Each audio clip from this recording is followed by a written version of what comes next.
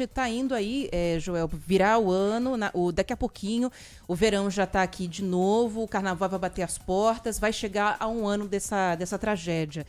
E tem ainda gente que não deixou as casas em áreas de risco porque tem medo, diz que não tem garantias de para onde elas serão levadas, o que vai acontecer com elas. E não é pouca gente não, Joel, são quase 900 residências ali na Vila do Saí, que foi a região mais atingida por esse temporal lá em São Sebastião. A gente está agora com o repórter Matheus Andrade, que vai conversar com a gente sobre uma audiência que foi convocada pela Justiça para discutir esse assunto e que terminou sem acordo, né, Matheus? Boa tarde para você. Oi, Matheus. Bom entender em que pé está essa discussão aí, meu amigo. Bem-vindo aqui ao Bora Brasil, viu? Pois é. Boa tarde, Joel. Boa tarde para a Ana e para todos que nos acompanham. Como vocês falaram, ontem foi realizada uma audiência para discutir o futuro dos moradores do bairro Vila Saí, em São Sebastião. O bairro foi um dos mais afetados durante a tragédia no início do ano. Essa reunião aconteceu após um pedido feito no final de novembro pela Procuradoria-Geral do Estado, a PGE, que solicitou a remoção imediata dos moradores das áreas de risco do local. Nesse documento, a PGE também solicitou a demolição de 893 imóveis. Essa reunião de ontem durou cerca de 9 horas e meia e foi realizada no formato online. A previsão era que ela se encerrasse por volta das 6 horas da tarde, mas ela acabou se estendendo até as 11 horas da noite, conforme o TJ informou.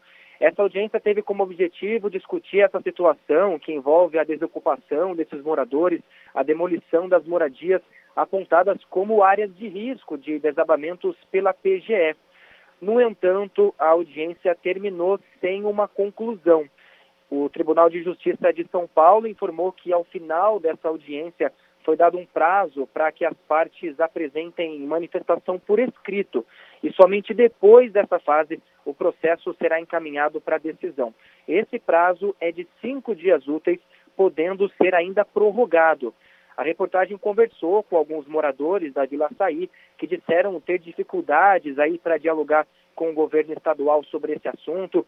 Vale destacar também que no mês de setembro o governo de São Paulo realizou trabalhos de demolição de algumas casas na Vila Saí, lá em São Sebastião, afetadas pelas fortes chuvas, e de acordo com o governo, a medida na época foi dada como essencial devido à localização da vila ser em uma encosta íngreme e com alto risco geológico para escorregamentos e deslizamentos. Após os eventos de fevereiro, um amplo estudo do solo, da estabilidade das estruturas, capacidade de drenagem, do histórico de movimentações de terra na região foi iniciado com esse objetivo de propor uma solução habitacional definitiva e também segura. Desse trabalho, pessoal, foi identificada a necessidade de instalação de novas estruturas de drenagem e contenção para tornar ali a Vila Saí mais segura para o processo de urbanização. Para isso, o governo estadual afirma que foi necessária a realização da remoção das casas previamente interditadas. A gente segue acompanhando esse assunto e a qualquer momento a gente traz novas informações. Joel, Ana... Só uma dúvida, Matheus. Essas casas hoje, todas que têm que ser demolidas, elas estão desocupadas já ou não? Tem gente morando ali naquela área de risco ainda? Exatamente, Ana. A gente conversou ontem com alguns moradores dessa região e ainda tem gente morando lá, viu? Inclusive, alguns moradores conversaram com a reportagem e disseram que não exatamente a casa foi alagada, né? Alguns dizem que teve um pouco de água que entrou ali no chão, mas a casa não foi totalmente prejudicada, né? Então, muitas dessas casas que estão nesse pacote de moradias que devem ser demolidas, muitas delas não foram tão prejudicadas quanto as outras que já foram demolidas. Então, estão numa área de risco, mas estão preservadas. As pessoas acreditam que por não ter sido afetada essa área no temporal de fevereiro, não será em um próximo evento parecido. Mas é você acreditar em uma coisa que não dá para bancar de jeito nenhum. Sorte, né? Exatamente. Só que essas pessoas, vamos falar a verdade, elas não saem daí porque não tem para onde ir. Senão já teriam saído há muito tempo. É gente que não tem a mínima condição e que não quer nem cogitar a possibilidade de morar de favor, de vir para uma cidade grande como São Paulo para tentar a vida por aqui. É gente que não tem uma outra alternativa, se não essa. Pergunta objetiva para você, Matheus. Estão falando em retirar essas pessoas, nós sabemos que é uma necessidade emergencial, porque senão em janeiro, fevereiro, nós poderemos aqui, infelizmente, estar falando de mortes novamente. Mas foi apresentada uma alternativa real mesmo para essas pessoas? Ó, eu vou te tirar dessa casa aqui, mas tem uma outra te esperando aqui. Essa outra ou já está pronta ou ficará pronta daqui 1 mês, 2 meses, alguma coisa assim. Há alternativa viável para essas famílias?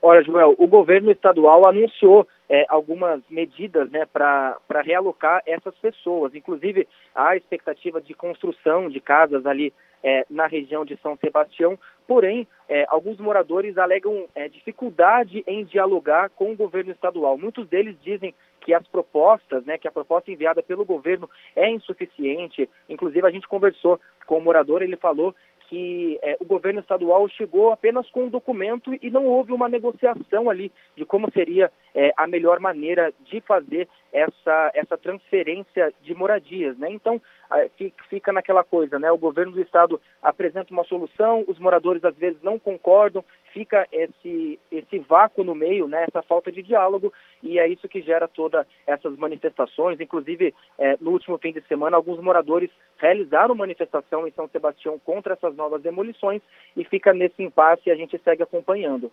Pois é, porque a falar na promessa é difícil, né? Porque você fala, ó, a gente vai construir casas. Esses tempos o governador esteve aí no litoral, esteve em São Sebastião para fazer o teste das sirenes, né? Que estão sendo instaladas por lá. E nesse dia, nesse evento, eu me lembro que o Tarcísio de Freitas admitiu que vai atrasar a entrega de casas. Algumas já estão praticamente prontas, outras ainda estão começando a ser construídas, mas a maioria ainda não está pronta e vai atrasar mais alguns meses. E aí fica mais difícil de você fazer o convencimento dessas pessoas. E eu concordo com o Joel, tem que tirar.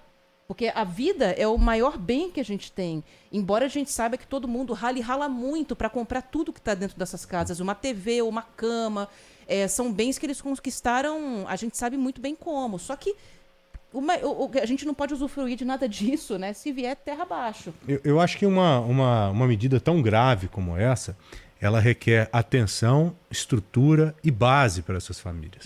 Não adianta você pensar que elas vão sair por livre e espontânea vontade, acreditando numa promessa, porque não vão acreditar.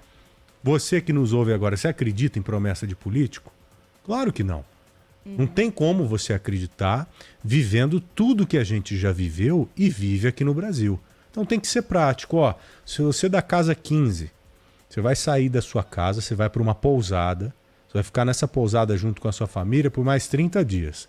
Depois de 30 dias, sua casa já estará pronta e o endereço será esse. Para você fazer uma retirada compulsória dessas pessoas, desse tipo de localidade ou qualquer outra localidade, não tem outro caminho. Eu não quero acreditar que essas pessoas vão ser retiradas de lá, jogadas na rua. Ninguém quer acreditar nisso e seria uma insanidade. Claro. Então nós precisamos saber qual o plano prático, específico mesmo, que foi criado para essa região, para essas famílias. Eu até achei aqui esse dado que eu estava falando. São 704 apartamentos que estão sendo construídos em Baleia Verde e Maresias. Prazo para agora, dezembro. Quantas famílias são em Barra do Saí, Matheus? Famílias que terão que sair daquela localidade. Você tem esse número atual aí, ou aproximado? Sim, tenho sim. De acordo com essa nova decisão da PGE, a demolição prevista é para 893 imóveis, né? Quase 900 imóveis aí que devem ser demolidos, Joel. Considerando uma família por cada casa, né? São quantas? Quase 900 casas. Qual que é o prazo aí, Aninha, dessas entregas? 704 apartamentos agora para dezembro. Dezembro? Então, aí já tem boa parte do problema resolvido. Só que se bem que eu estou pensando aqui, a área que foi devastada, as casas que foram destruídas, acho que deve ter prioridade agora nesse número. Com certeza, porque são pessoas que estão vivendo em abrigos, estão vivendo em hotéis. Né? Então o número tem que ser muito maior do que esse aí. Muito mais. Eles estão licitando ainda esses outros terrenos para construir. Bom, eu acho que cabe, Matheus, talvez você retornar amanhã aqui, alguma coisa assim, com a evolução dessa discussão e já com o plano prático mesmo apresentado pelo governo para a gente compreender melhor. Pode ser? O que você acha, Matheus? Claro, maravilha, Joel. A gente vai acompanhar de perto todas essas ações. A gente traz aí para vocês todos os detalhes desse plano do governo estadual, né? E também descobrir, também conversar com os moradores para entender o que eles não concordam com esse plano do governo estadual. A gente traz essas informações para vocês, sim. Eu acho que tem que ser assim, ó, amanhã ou quando você puder. A área que foi destruída, quantas famílias ali perderam as casas e estão dependentes do governo? X. A área que será desocupada agora também. Essa área que essas famílias vão ter que deixar ali, que você falou que são 893. Então nós temos um número aqui, 893, mais as famílias da área que foi destruída. Vamos supor que deu 1.500.